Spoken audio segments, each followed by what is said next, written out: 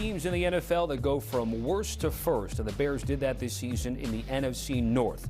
First division title since 2018, first postseason win in 15 years under first-year head coach Ben Johnson, and top overall pick Caleb Williams. Lions went from last year's 1 seed to not making it back this season.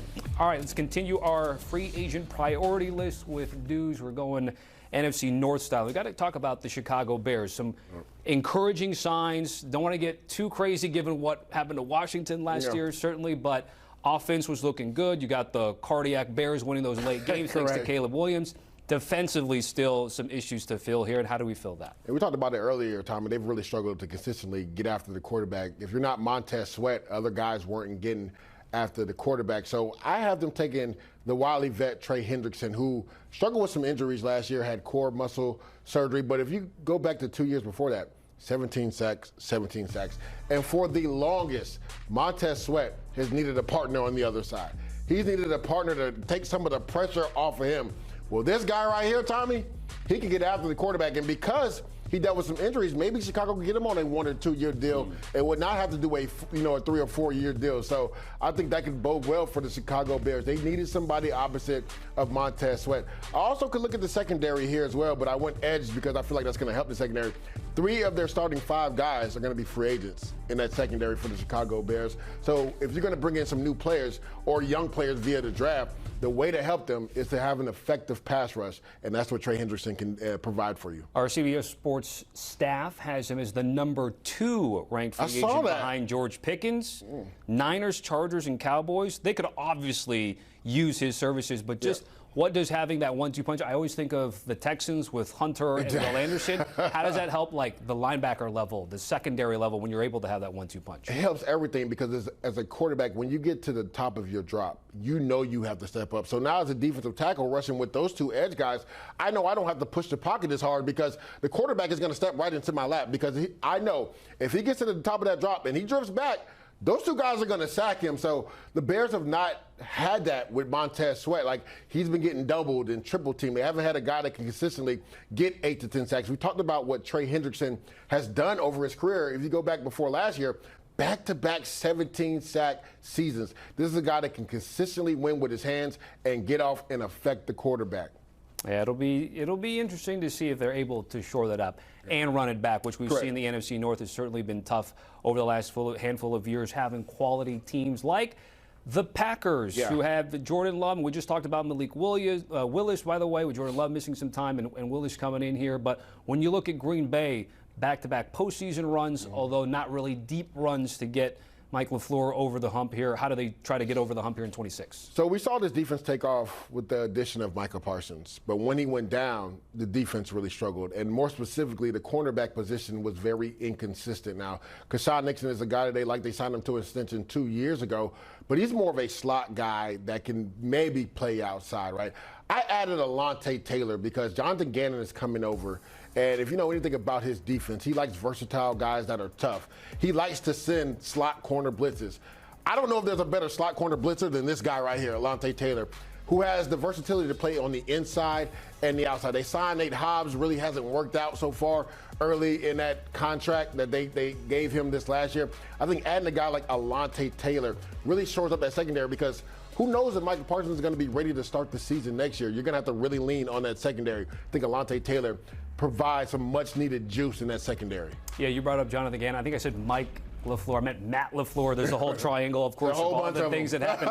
Matt, who's been there before with several NFC Championship game appearances up until recently here. The Micah Parsons deal / injury. They went all in. They tried to have a Super Bowl year like our Pete Prisco thought they would. How much does that complicate their offseason and draft this year? Yeah, so when you look at it, not having him potentially for the beginning of the year, it begs some question marks as far as are they going to get off to a fast start, right? Because they really struggled in the back half of the season. I will say this, though, Tommy. If not for some faux pas, they probably beat the Chicago Bears because remember, they had a significant lead in that game, and they essentially gave that game back to them. And that was without Micah Parsons, so you would assume with him coming in, and that's why I wanted to shore up that secondary with Alontae Taylor because I do believe they still have a team that could compete for a Super Bowl.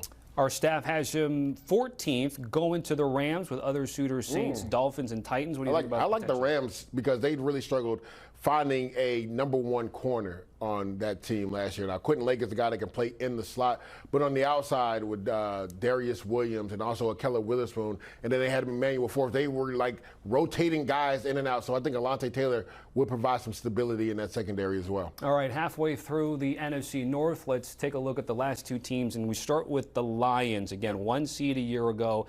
The last 2 years have just been decimated by injuries here. So where are you looking in terms of the priority list, dudes? Where are you going and trying to plug up the biggest hole at least? The training room? Yeah, I'm just playing.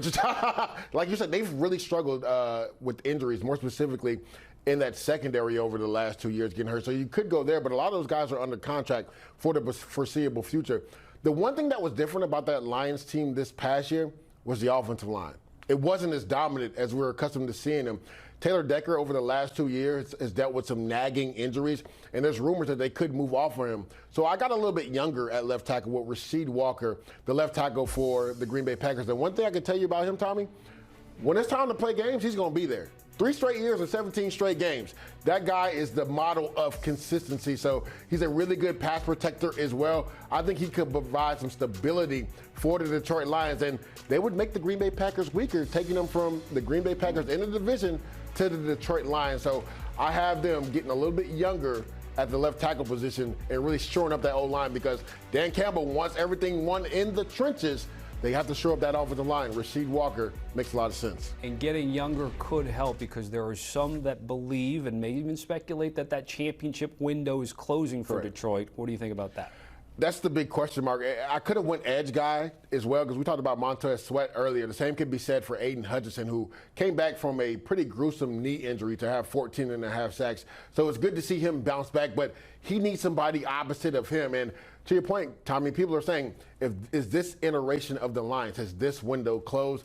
I don't think it's closed yet, but I think there will be a revamp of sorts when it comes to the offensive line and then also getting Aiden Hutchinson some help. Anytime you have the Sun God and Jamison Williams and Gibbs, you still have a good trio to propel you to potentially win a Super Bowl.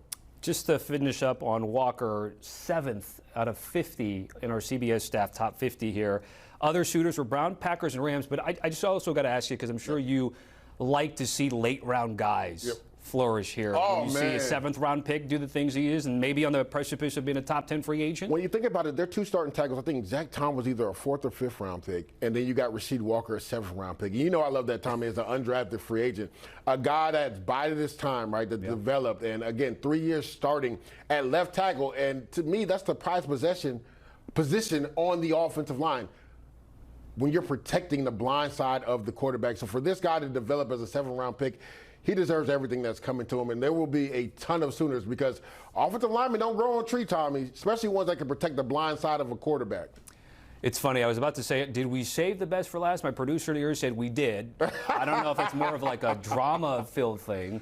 TNT, we love drama. Minnesota Vikings, who just had their GM let go, and they're going to extend that search later, which we'll talk about in just a little bit. But priority-wise, for the Minnesota Vikings, what is the priority list according to Lee J. Douzable?